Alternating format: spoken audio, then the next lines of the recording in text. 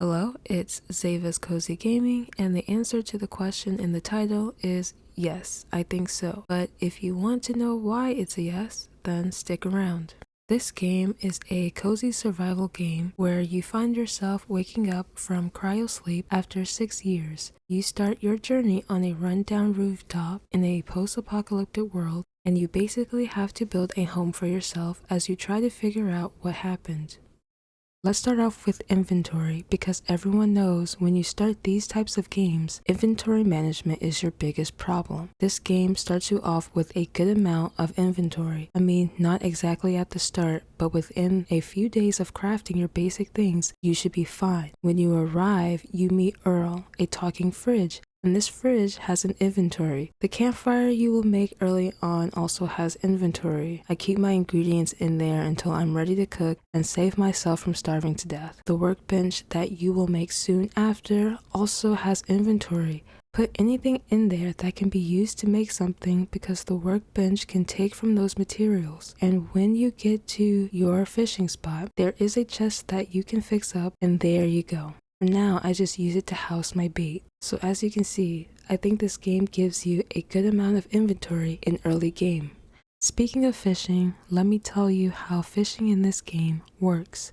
I Am Fishing offers a simple minigame, and I must say it's quite refreshing. It seems like games in the cozy genre are trying to one-up each other with crazy fishing minigames. You won't find that here. You'll take a seat, select your bait, cast, and wait for the fish to bite. When it does, you press a button when this arrow in the middle lights up these bars on the side, and then you're done. Now let's talk about progression. The progression in this game is great. You're constantly finding new things, building new things, acquiring new things. All around your rooftop, there are many things to find. Old world items like microwaves and kettles, and when you do find these things, you have to dismantle them manually. It's basically a little mini game. I always enjoy finding these items because they give out great things that are useful materials and other things you can craft.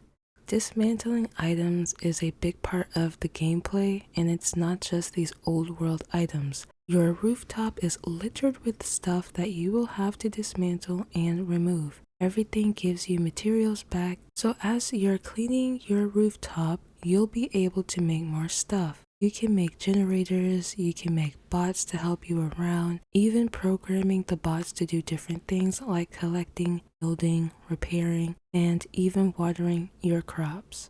Now let's talk about how big this game is in terms of how much there is to explore.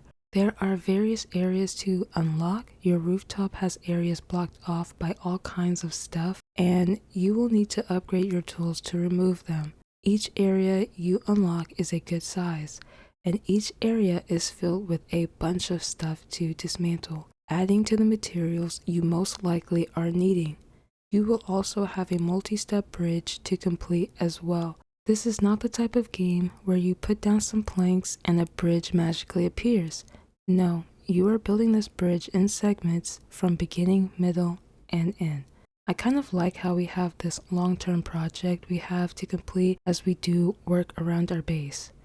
But of course, your base isn't the only thing there is to worry about. Not only are there places on your roof to unlock, there is a city that you will be able to send a bot into and do expeditions for you. They will be able to bring back materials, meet traders, as well as meet companions for you to bring back to your base.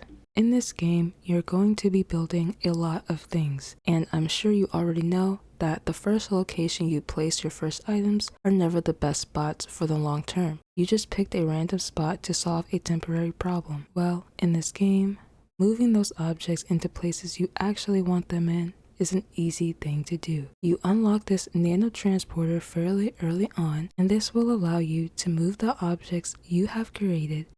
It can also move trees and bushes. You just equip the transporter, select an item, and move it to a place you want. It will keep all the items that are in that object too. Now, I've been talking about the bigger, more general mechanics of this game, but I want to bring up some smaller aspects of the game that really enhance the game further. One being that you can recycle some of the things you've made or even some things that you have found.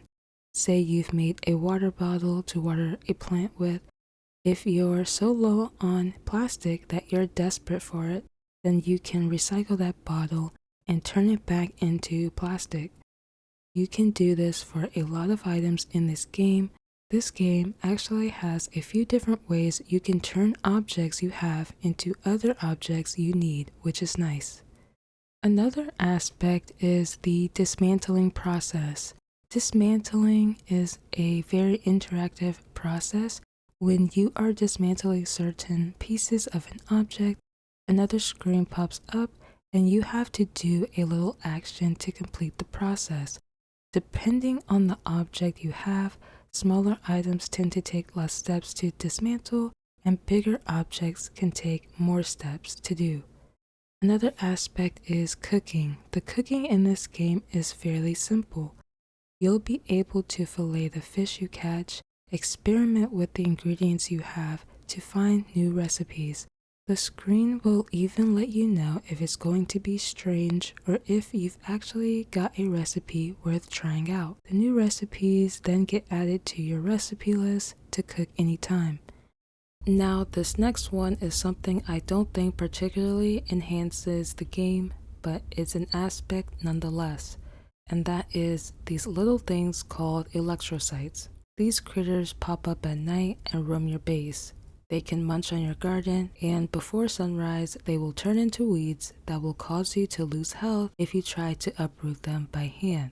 So you have to make sure you have insect spray with you at all times. The reason I bring up these electrocytes is because this game offers 3 coziness levels to choose from. There is normal mode, where you're just playing with everything on.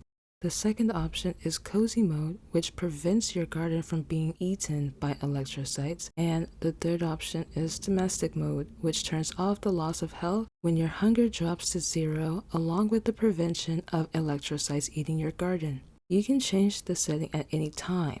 I originally started on normal and went to cozy mode because I'm never a fan of birds or creatures coming in and wreaking havoc on my crops. So I'm glad that this is an option in this game. This next section will be short because it's about controller support, and I had no problems playing this game with controller. The controls are great. There's not really much else to say about it. Now I want to get into the cons of the game. The biggest issue I had with this game was that it stutters, and it can stutter a good amount.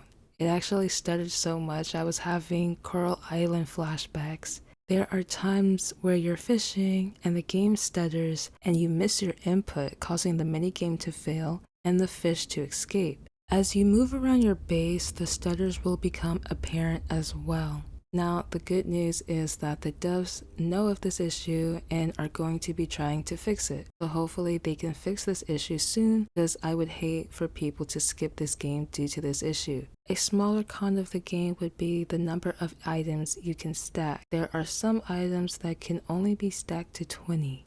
I think mainly food items, seeds, and some materials. Most materials seems to stack to 50 though. I think 50 for materials is still low. I would rather see stacks of at least 99.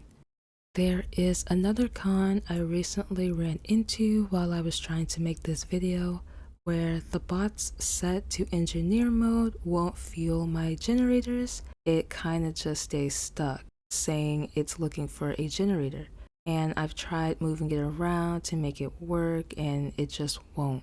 The devs are also aware of this and said it should be fixed soon. Overall, I think this game is lovely. This game is something I've been personally wanting out of a survival game. I love survival elements, but most games are just too hardcore for me. This game markets itself as a cozy survival, and it does not disappoint. There is no combat, you don't have a looming threat over you, you never really have to look over your shoulder in fear of something. You're just taking your time to clean up your areas, build, grow, fish, all the things I generally love to do in this genre. And it's really cool seeing your base getting cleaned up and coming together as you build new items to become more sufficient. If you are thinking about picking up this game, let me know in the comments.